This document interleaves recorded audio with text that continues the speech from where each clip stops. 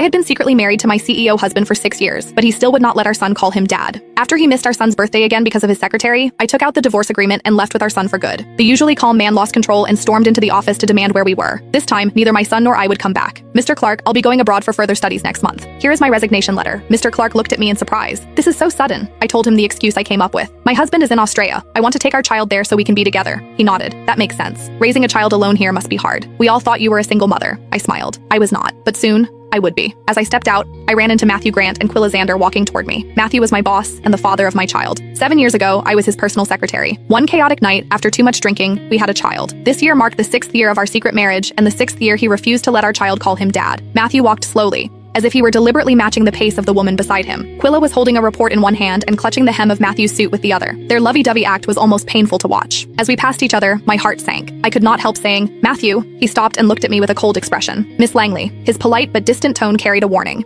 It was a reminder that this was the office. He was communicating that he was my boss and I was his employee. I understood what he meant and buried the feelings I had already been suppressing. "Mr. Grant." Matthew gave a small nod and kept walking, as if I were a stranger. I laughed bitterly at myself and swallowed the words about my resignation. He would not care anyway. My phone lit up. It was a message from my son on his smartwatch. "Mom, will Dad come home for my birthday?" I froze for a moment and instinctively looked back. I saw Matthew leaning down to speak gently to Quilla. Someone passed by and he instinctively shielded her. His eyes were full of tenderness. I suppressed the ache in my chest and texted Matthew. "Today is Tyler's birthday. Are you free tonight?" Across the hall, I saw him check his phone. Less than 3 seconds later, he put it down without a change in expression. As I looked at the unanswered message, I laughed bitterly at myself. I thought, "Whitney, get a grip. You should have known he would never love you. What were you even expecting?" I put my phone back in my pocket, took a deep breath, and walked away. I thought, "Matthew, soon you'll be free." After leaving the office, I went straight to Tyler's kindergarten to pick him up. As soon as he saw me, he said, "Mom, today's my birthday. Will Dad celebrate with me?" On the crowded street, my eyes filled with tears. "Your dad?" Before I could finish, my phone buzzed. Matthew had finally replied. "I'm free. I'll come home." A rush of joy hit me. I nodded eagerly. "Tyler, don't worry. Your dad will come home today." Tyler clapped and jumped into my arms, thrilled. After 6 years of marriage, this was the first time Matthew had agreed to celebrate Tyler's birthday. That night, I prepared a full meal, and Tyler finished his homework early.